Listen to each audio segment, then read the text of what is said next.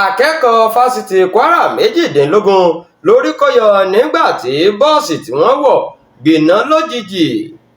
Orí ló kó àwọn akẹ́kọ̀ọ́ fásitì ìpínlẹ̀ Kwara tó wà ní Mọ̀lété yọ lọ́wọ́ ikú òjijì láìpẹ́ yìí nígbà tí mọ́tò bọ́ọ̀sì tó ń gbé wọn lọ síléèwé láàárọ̀ ọjọ́ wẹ́sídẹ̀ẹ́ ọjọ́ 24 oṣù keje gbiná lójijì. Ní nǹkan bíi aago 8 àárọ̀ kù ìṣẹ́jú 6 níṣẹ̀lẹ̀ náà ṣẹlẹ̀ lójú ọ̀nà Ṣàó nítòsí Sobi Barracks nílùú Ìlọrin. Ìròyìn gbọ́ pé láti Ìlọrin làwọn akẹ́kọ̀ọ́ ti wọ bọ́ọ̀sì elérò méjìdínlógún tó ní nọ́mbà XUF 13ZD ọ̀hún. Kò sì sí ohun tó ṣe bọ́ọ̀sì náà àfìgbà tí iná dédé ṣẹ́yọ nínú rẹ̀.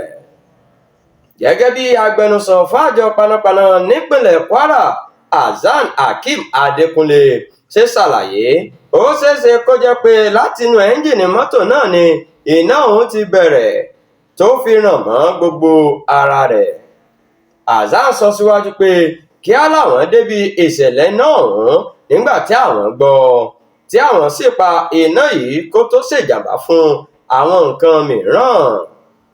Ó ní bó tilẹ̀ jẹ́ pé mọ́tò ọ̀hún jóná pátápátá ṣùgbọ́n ọpẹ́ ni fún Ọlọ́run pé kò sí ẹ̀mí ẹnì kankan tó bọ́ níbẹ̀.